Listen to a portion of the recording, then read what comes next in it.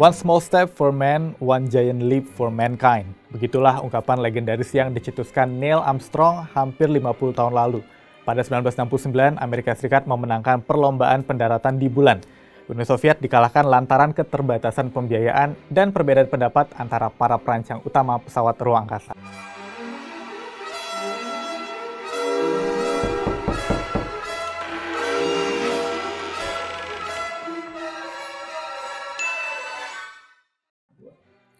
Pada awal tahun 1960-an, Uni Soviet dianggap sebagai jawara eksplorasi luar angkasa, dimulai dengan kesuksesan peluncuran Sputnik, satelit buatan pertama di dunia.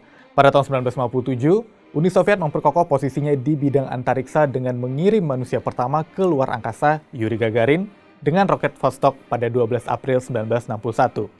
Nyaris putus asa untuk mengejar ketertinggalan, 43 hari setelah penerbangan Gagarin, Presiden Amerika John F. Kennedy menyatakan bahwa tujuan utama negaranya adalah meluncurkan penerbangan antariksa berawak ke bulan dalam tempo 10 tahun. Sejak saat itu, kedua negara memasuki babak baru perlombaan antariksa yang akhirnya dimenangkan Washington pada 1969. Namun, kenapa Soviet bisa kalah? Nikita Khrushchev yang memimpin Partai Komunis dan Uni Soviet dari tahun 1953 sampai 1964 dikenal sebagai sosok yang emosional dan sulit diprediksi. Tak terkecuali pada pendekatannya terhadap program pendaratan bulan.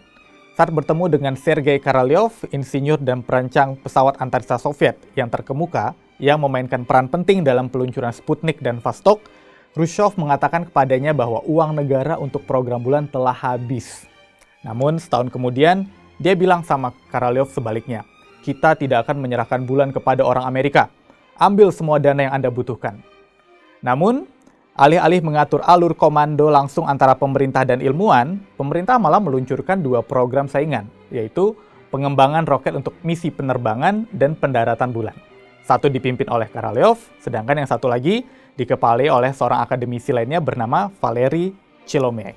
Pendekatan itu pasti gagal menurut Alexei Leonov. Itu dia adalah kosmonaut yang bekerja dengan Korolev dan sekaligus manusia pertama yang melakukan spacewalk atau aktivitas di luar wahana ruang angkasa.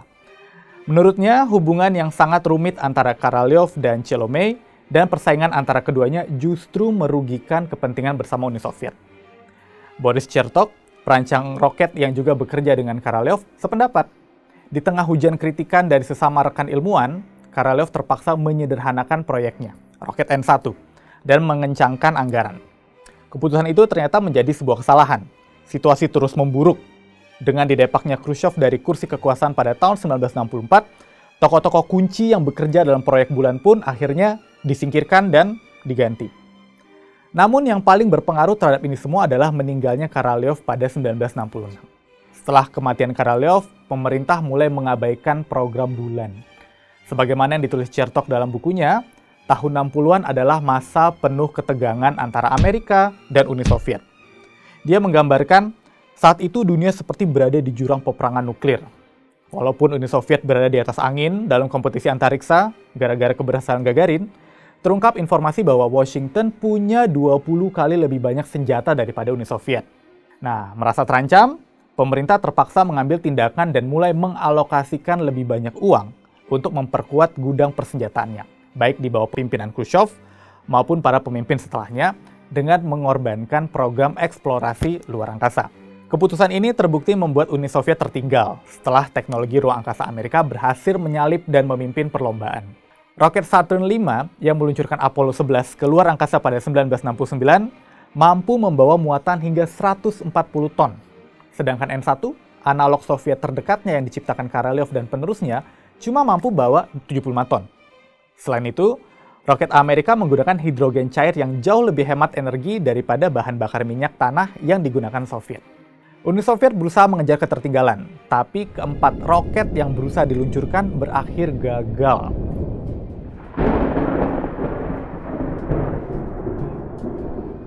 Sementara bagi Amerika, mereka berhasil mendarat di bulan pada 20 Juli 1969. Neil Armstrong dan Buzz Aldrin menjadi manusia pertama yang menginjak permukaan bulan.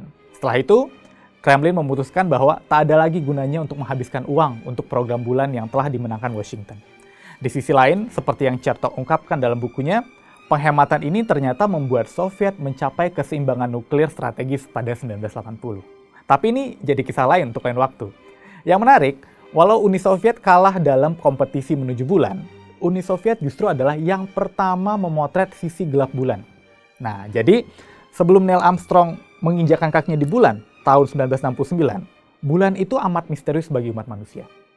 Walau begitu, sisi gelapnya yang disebut begitu karena sepenuhnya tersembunyi dari pengamatan di bumi atau sisi jauh bulan, itu menjadi objek yang diburu oleh para perintis program antariksa di Amerika dan Uni Soviet. Ketika Uni Soviet meluncurkan satelit buatan pertama Sputnik 1 ke ruang angkasa pada tahun 1957, peristiwa ini menjadi tonggak sejarah yang sangat penting dalam eksplorasi antariksa. Walau begitu, seluruh dunia seolah-olah nggak percaya bahwa umat manusia bisa melangkah lebih jauh dari mengamati sisi jauh bulan dalam waktu dekat. Ternyata, ilmuwan Soviet sudah mulai mencari cara untuk memotret sisi gelap bulan. Misi untuk memotret sisi jauh bulan dipimpin oleh Sergei Korolev. Rencananya relatif mudah. Mereka meluncurkan tabung silinder atau sebuah probe antariksa ke ruang angkasa menuju bulan dan membiarkan gravitasi mengerjakan sisanya. Probe antariksa itu dilengkapi kamera, sistem pemrosesan film fotografi, baterai, pemancar radio, giroskop untuk menjaga orientasi dan kecepatan sudut, serta beberapa kipas untuk mengatur suhu. Wahana itu nggak punya motor untuk memperbaiki lintasannya, karena para ilmuwan mengandalkan gravitasi bulan untuk melakukan apa yang disebut manuver dengan bantuan gravitasi. Rencananya, begitu tertangkap gravitasi bulan, wahana antariksa itu akan melayang ke sisi belakang satelit bumi dari selatan ke utara dan pulang ke bumi. Pesawat ruang angkasa yang menuju sisi jauh bulan itu dijuluki Luna 3. Anehnya, bagian yang paling menantang bukanlah menghitung orbit bulan atau satelit, melainkan mengatur peralatan dan staf dari observatorium. Sinyal dari Luna 3 diterima oleh antena radio yang dipasang di atas puncak gunung di Crimea. Suatu ketika, staf lokal melaporkan masalah komunikasi kepada Korolev, sehingga nyaris membuatnya putus asa. Luna 3 nggak menerima sejumlah perintah dari bumi. Korolev kemudian memerintahkan timnya untuk bertolak ke Crimea untuk segera mengendalikan situasi. Begitu Korolev tiba di Crimea, dia mengambil tindakan sendiri dan menerapkan langkah yang belum pernah dilakukan sebelumnya.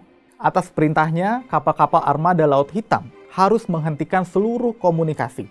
Sebuah kapal khusus disiapkan untuk berlayar di Laut Hitam demi mengawasi dan menghalau kemungkinan gangguan sinyal radio.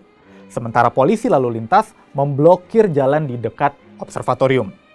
Langkah-langkah ini membantu meningkatkan sinyal. Namun, masalah baru pun muncul. Yang mengejutkan, Korolev tahu bahwa observatorium tersebut mungkin nggak memiliki cukup film magnetik untuk merekam lanskap bulan. Ironisnya, film tersebut sangat langka. Soalnya diperoleh dari balon pengintai Amerika yang jatuh gara-gara sudah memata-matai Uni Soviet. Nah, kualitas film ini betul-betul nggak tertandingi oleh industri Soviet. Marah, Korolev memerintahkan supaya film-film tambahan segera dikirim ke observatorium dari Moskow dengan pesawat dan kemudian dengan helikopter. Pagi dini hari tanggal 7 Oktober 1959, tim ilmuwan Soviet menunggu dengan cemas saat Luna 3 mendekati bulan. Tiba-tiba, gambar pertama mulai muncul di atas kertas. Yang mengejutkan, orang yang bertanggung jawab untuk menerima data melihat kertas itu malah merobek foto sisi jauh bulan yang pertama hingga berkeping-keping. Kualitas fotonya kurang bagus katanya. Dan dia siap bertaruh foto berikutnya pasti lebih bagus. Untung foto selanjutnya emang bagus. Kualitasnya jauh lebih baik. Nah, Korolev mengambil foto pertama sisi jauh bulan dengan kualitas yang layak dan menuliskan foto pertama sisi belakang bulan yang seharusnya tidak keluar. Dia tanda tangan dan dia kasih foto itu kepada Direktur Observatorium Astrofisika Crimea, Andrei Severny. Sekali lagi, Uni Soviet menang. Nah, negara itu kemudian memberi nama objek geografis yang baru ditemukan di bulan, sementara foto-foto sisi gelap bulan dipublikasikan di halaman depan surat kabar Soviet, Pravda, dan berita itu menggemparkan seluruh dunia. Saya Fauzan, dari Russia Beyond untuk Asumsi.